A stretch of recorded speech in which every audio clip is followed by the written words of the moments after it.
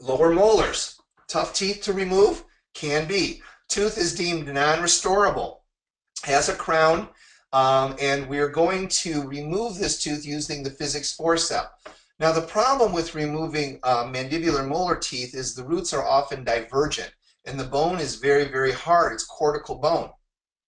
So in these situations, I like to section the roots and remove the mesial and distal roots as if they were single-rooted bicuspid teeth.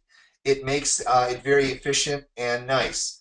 But to do that, I first have to remove the crown.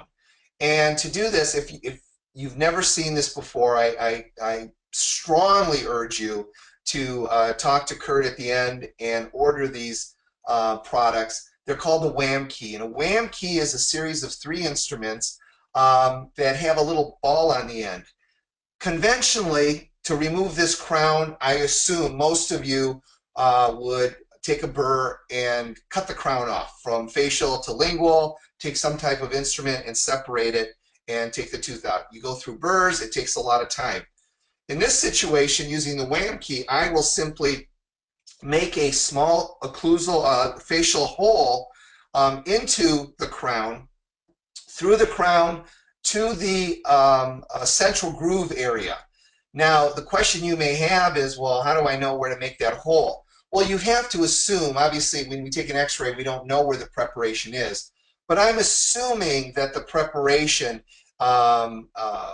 is 2/3 up the crown, meaning we have 1/3 of the occlusal surface of that crown, which is metal, zirconia, and a porcelain.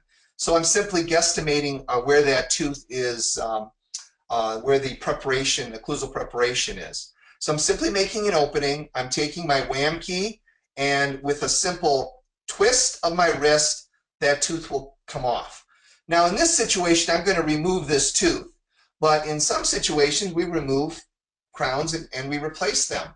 And what better temporary restoration would you have than this? You can then reline this or put a little composite in that facial hole, and the patient would have a very, very nice temporary.